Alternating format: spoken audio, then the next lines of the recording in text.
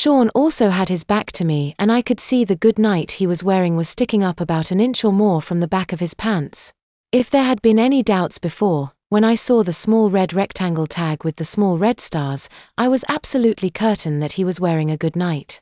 He must wet during the daytime too, just like Mark. I thought to myself. You okay?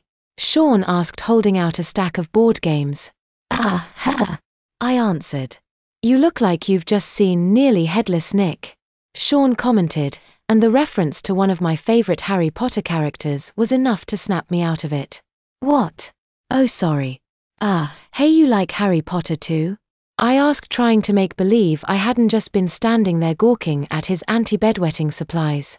He dropped the board games at my feet. Are you kidding? I have read every one of the books, and I even have the English versions too. Come on, I'll show you. Before I had a chance to respond, he grabbed my hand and led me out of his room. I still can't believe the condition of his room, even after he led me to their den and showed me his collection of hardback Harry Potter books. I could still smell the pee. It had permeated my nostrils, my clothes, and much to my personal disbelief, I was more than a little aroused. See, I even have the special school books. Look, he pulled the 2 books. Quidditch Through the Ages is so cool, but I like Fantastic Beasts and Where to Find Them Suu Much Beat to Tear. He said, drawing out his words to show his enthusiasm. Wow, I didn't know they had the school books in hardcover. I said. Want to see the one I made for school? He asked with even more excitement. Wait right here. I was glad when he told me to wait in the den. When he'd started moving for the door, I was momentarily concerned that he was going to make me go back to his room again. I was pleasantly shocked when he returned with the coolest looking book I'd ever seen. Sean. This looks exactly like the Monster Book of Monsters from the movie. I know. My mom helped me make it, he said with pride.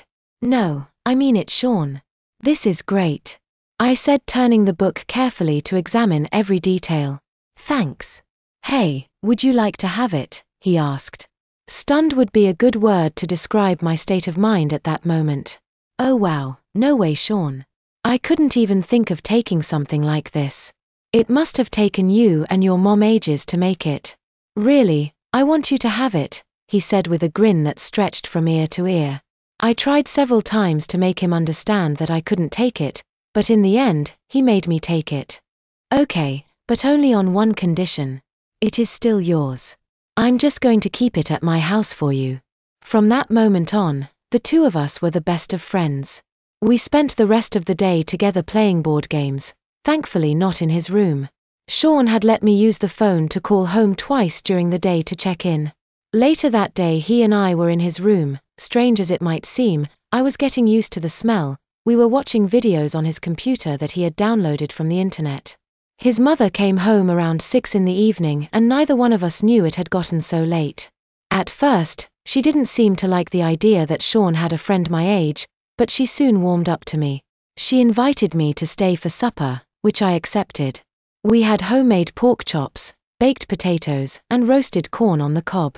As if that wasn't enough to eat, after supper, the 2 of us had coconut cream pie while his mom put the dirty dishes into the dishwasher and cleaned up the kitchen. After we had woofed down the pie, Sean had left me alone in the kitchen with his mother for a few minutes. I suspected he had gone to change into a dry goodnight. At least that was what I imagined he was doing. Sean's mom told me that since they moved here, Sean was having a hard time making new friends, and she also said that she hoped that Sean and I would become good friends. Little did she know that it would take an act of God to keep me away from Sean and his wetting problem. The following day, I introduced Sean to Mark, and in time, their parents eventually met each other. Though I never slept over at Sean's house, he has slept at mine many, many times, and on several occasions, the 3 of us have spent the night together either at Mark's home or my own.